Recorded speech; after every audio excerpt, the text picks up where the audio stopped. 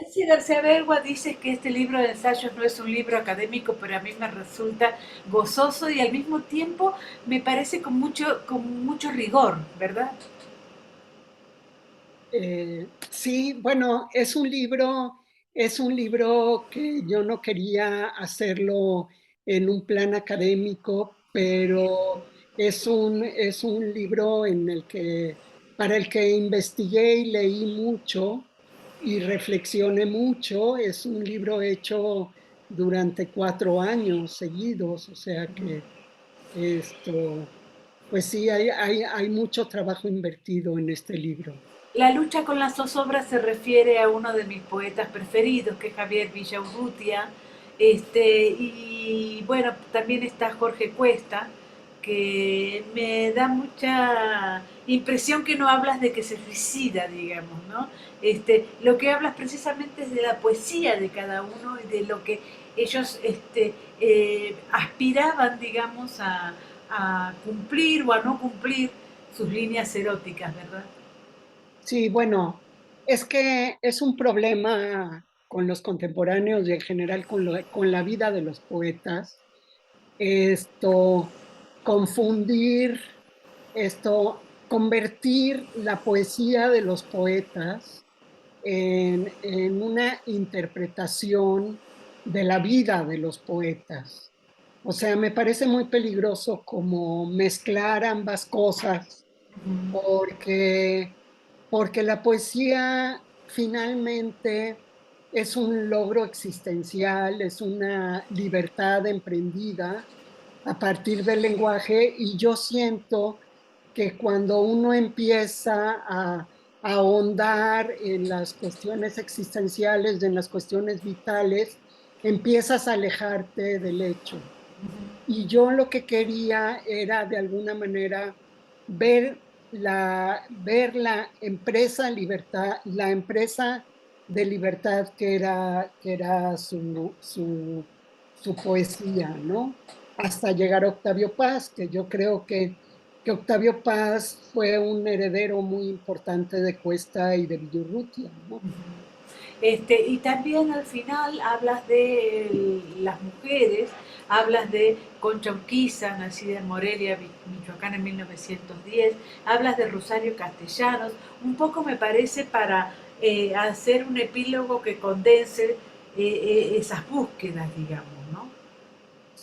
Pues sí, pero también para hacer notar que se necesitaría hacer una búsqueda semejante en la poesía de las mujeres mexicanas, de cómo se desarrolló ese proyecto de poesía moderna en las mujeres mexicanas, porque yo creo que es distinto que entre los hombres yo por eso elegí a Cuesta, a Owen y a Villorrutia, Exacto. porque entre ellos había muchísima comunicación, ¿no? Ujú. Y con sus antecedentes, sobre todo con Alfonso Reyes, y, y después con Paz, o sea, para dar también para, para hacer evidente que esas empresas literarias se realizan en común, se realizan con base también en una conversación con tus contemporáneos, que que la literatura es parte de la comunidad y que la literatura es también una búsqueda de comunidad, ¿no? Ujú. El escepticismo tiene un valor social terapéutico, decía Villaurrutia a propósito de la relación que existía entre Paz y él, ¿no? ¿Qué No, ¿no? lo dice Paz de Lo dice Paz, Villolrutia, perdón, lo dice Paz lo dice Paz de Villolrutia. en la Yo creo revista. que toda esa generación de poetas contemporáneos, la gran mayoría, salvo quizá un poco Owen, que que estuvo como muy involucrado con la causa priista cuando estuvo en Latinoamérica, o bueno, estaba pensando en el caso de Pellicer, que también estuvo también muy metido con el gobierno, en fin, pero en general yo creo que una de las cosas que marcó a mucha de esa intelectualidad esto fue un escepticismo porque porque se vivían tiempos muy difíciles en México para la verdadera discusión, para una discusión en términos más sutiles, más complejos. Esto, esto, o sea, hay que darse cuenta que ellos empezaron, por ejemplo los contemporáneos estaban escribiendo en los 20 y empezaron a escribir en los 20, Reyes un poco antes, pero pero acababa de pasar la Revolución Mexicana y la Revolución Mexicana pues implicó un cambio muy grande, ¿no? Una desubicación muy grande. Y pues sí, yo creo que eso contribuyó a mucha creación, por un lado, pero también a mucho escepticismo en general sobre qué podía pasar, además lo que estaba pasando en el mundo, ¿no? En aquel entonces, ¿no? Lo que yo te quería preguntar era precisamente los intelectuales de estos tiempos, que me parece a mí que también, este, yo vivo desde el 2000 acá, y esgrimieron muchísimo escepticismo con respecto a los gobiernos, digamos. A mí me parece muy burdo hacer, todos los intelectuales fueron beneficiados por el PRI o por el PAN, porque no fue así, digamos, ¿no? No, claro que Eh, no, claro que y no. me dio mucha luz este libro, digamos, con respecto a eso, ¿no?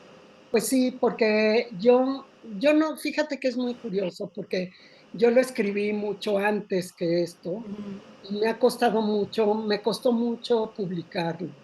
Me costó mucho publicarlo porque no era del interés de muchas editoriales, porque pues los ensayos son como dijo Alfredo Núñez Lance en una nota que publicó, pues son el patito feo de las editoriales, ¿no? Entonces me costó mucho hasta que logré que la Universidad Autónoma de Nuevo León le gustara el libro y lo publicaran. Esto, pero, pero bueno, son cosas que yo he pensado desde mucho antes, pero ujú. yo creo que sí, que en efecto, estamos en un momento en el que, en el que predomina una ideología en el que todo lo hecho en el pasado esto era conservador y no valió la pena, ¿no? O sea, eso es lo que estamos viviendo, ¿no? Sí, Por parte de las autoridades, ¿no? De autoridades que se encargan además de cuestiones culturales y de todo tipo, ¿no? Y científicas y de todo tipo. Es muy grave hacer eso, es muy grave, es una falta de visión inmensa y de la complejidad de la cultura, ¿no? Por ejemplo, no sé, yo creo ahora está la moda de hablar mucho de Elena Garro y de lo que, según mucha gente, Octavio Paz le hizo a Elena Garro. Y entonces, de alguna manera, la obra de Octavio Paz, que es una obra importantísima para entender la poesía que se ha escrito en México o que se escribe en México, ha pasado como a un segundo plano, o sea, la gente no se atreve a leerlo, a pensar, a a repensar lo que él decía. O sea, estamos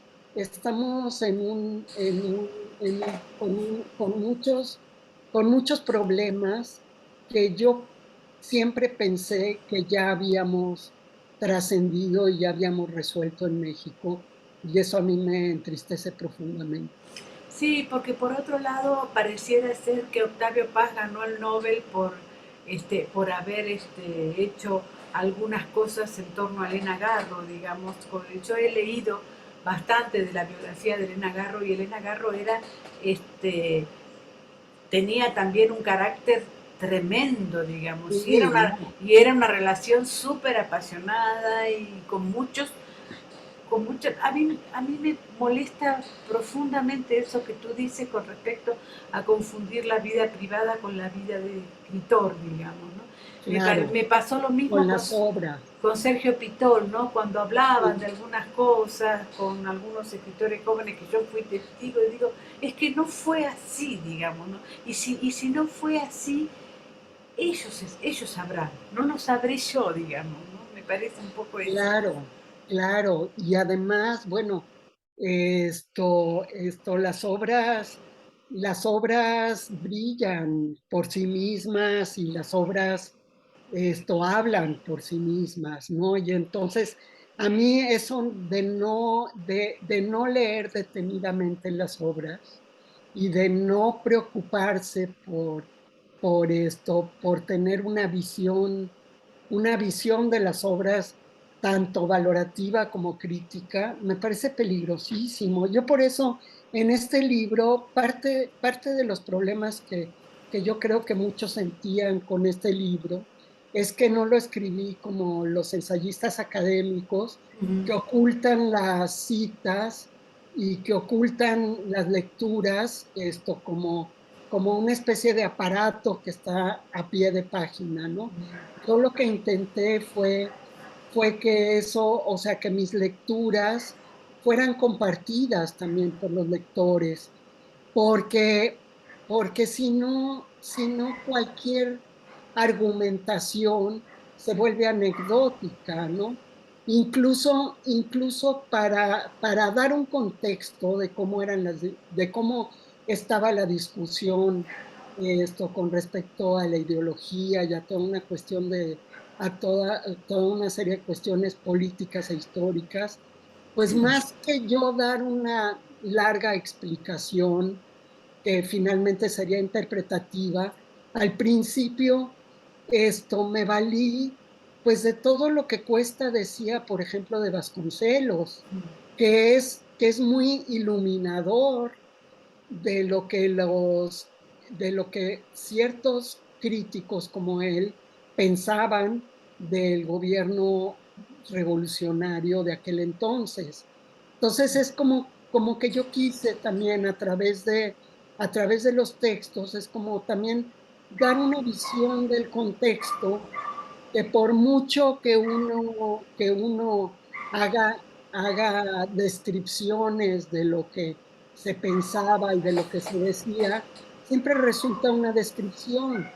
En cambio, la agudeza de Jorge Cuesta para hablar de ciertas cosas, pues como que pone de manifiesto mejor, muchísimo más el tiempo histórico, ¿no? Ujú. Por otro lado, habla de Jorge Cuesta, de una literatura encaminada a verse a sí mismo, digamos, más que relacionarse con los demás, ¿verdad?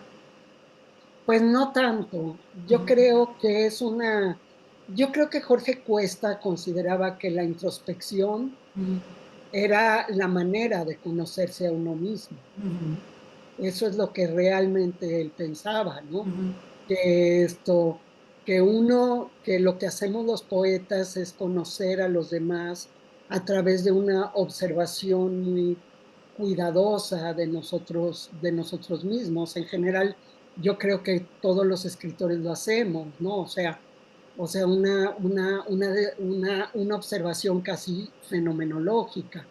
Entonces, lo que Jorge Cuesta lo que hace es que plantea que en esa introspección que realizan los diferentes escritores, los diferentes poetas, hay una búsqueda de conocimiento. Hay una búsqueda de conocimiento y una búsqueda de encontrar a otros y de comunicación, ¿no? En ese sentido, yo creo que él era, pues sí, era como era un poeta introspectivo, ¿no? Esa es mi idea. Ahora, hablaste también de la palabra comunidad, y últimamente desde Juan Pablo Villalobos a Marisela Guerrero, a mucha gente que está empezando a hablar de comunidad literaria, digamos, ¿no? Y es muy interesante poder escuchar hablar de eso, digamos, ¿no? Por un lado está la soledad del escritor que escribe solo y por el otro está esta comunidad literaria con una voz que alcanza a mucha gente, ¿no? Yo creo que sobre todo, bueno, Cuesta y sobre todo tanto Jorge Cuesta como Octavio Paz, se plantearon mucho esta cuestión de que hubiera, y bueno, y obviamente con el gran antecedente que fueron Alfonso Reyes y Enrique Sureña, porque yo creo que, y por eso hablo de ellos en mi libro, de que hubiera un ambiente intelectual, una comunidad intelectual todo en el país, que existiera eso, ¿no? O sea, eso para ellos era fundamental, que hubiera una comunidad intelectual y cultural de Hispanoamérica, ¿no? En general, además, eso pensaba Enrique Sureña, ¿no? Y yo creo que que gente como Paz y gente como Cuesta también lo tenían muy presente.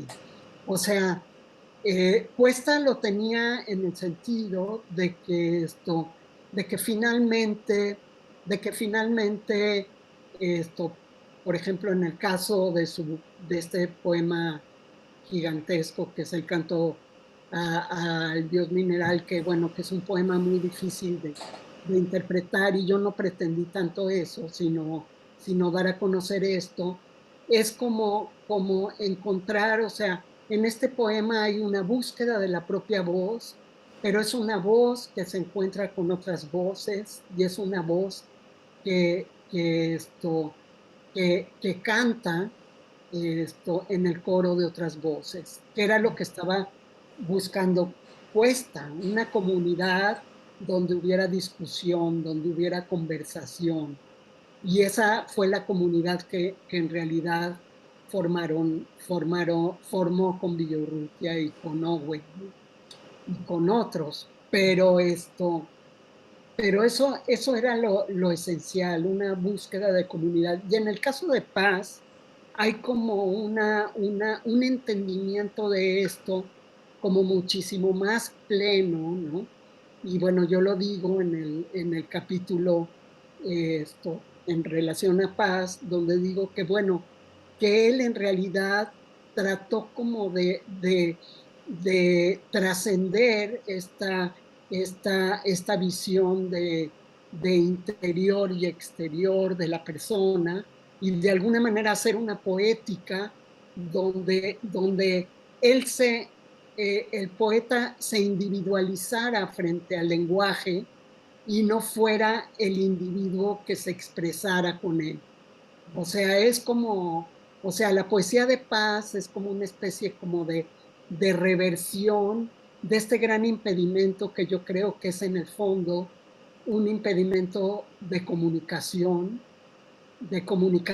que muy agudamente entendió Cuesta, de comunicación intelectual, de comunicación artística, y yo creo que Paz con su poesía trató como de trascender esta idea romántica del individuo solo, esto, solo tratándose de expresar con el lenguaje, y más bien esto, pensar a partir del monogramático, él trata como de formular todo eso, pensar en que nos volvemos nosotros cuando de alguna manera asumimos un lenguaje que es de todos. Claro. Y eso, fíjate, es muy curioso porque eso se continúa, por ejemplo, de una manera muy impresionante, esto que no hablo en este libro, pero que sí lo hablo en un ensayo que escribí sobre la poesía de Tomás Segovia, que yo creo que es una de las grandes poesías que se ha escrito en México, en que Tomás escribe que el poeta no escribe en un hoja en blanco, sino que escribe en un lenguaje que finalmente es un camino recorrido por muchos y junto a muchos, ¿no? Yo creo que eso es un sentido de la modernidad muy importante que planteó Paz y que se sigue planteando en la poesía, en la poesía latinoamericana, ¿no? Muchísimas gracias, Alicia. Y bueno, lo que quería decirte que es un gran libro, no solamente porque tú lo escribiste, Ay, porque muchas sino gracias, porque Mónica. porque tiene una narrativa muy importante, digamos, lo que tú hablabas de este ensayo no académico, precisamente para que todos lo leamos, y me parece que tiene como una narrativa, como si uno estuviera leyendo una novela o cuentos. Qué Y por otro, padre. y por otro lado, felicitar a la Juan, que ha hecho un trabajo increíble. ¿Cómo te sientes Sí. tú con este libro? Ay, yo pensé que iba a ser muy difícil todo este trabajo de que editaran textos que no eran míos y otros que sí eran míos, pero lo hicieron espléndidamente bien. Están haciendo un gran trabajo. El libro es precioso, La portada es increíble. la portada es una idea verdaderamente increíble Sí, sí, que sí, sí. ilustra muy bien esta idea de zozobra de una manera extraña. Me encanta. Y estoy muy contenta, bueno, estoy muy contenta que haya salido este libro. O sea, yo creo que parte de que haya salido, parte de las virtudes de este libro se deben a mi trabajo en la divulgación científica. Parece mentira, Ajá. pero como que estoy muy acostumbrada a leer muchos textos, a escuchar muchas cosas, ¿no? Y a editar muchos textos diferentes. Y entonces eso yo creo que me ayudó, que me ayudó. O sea que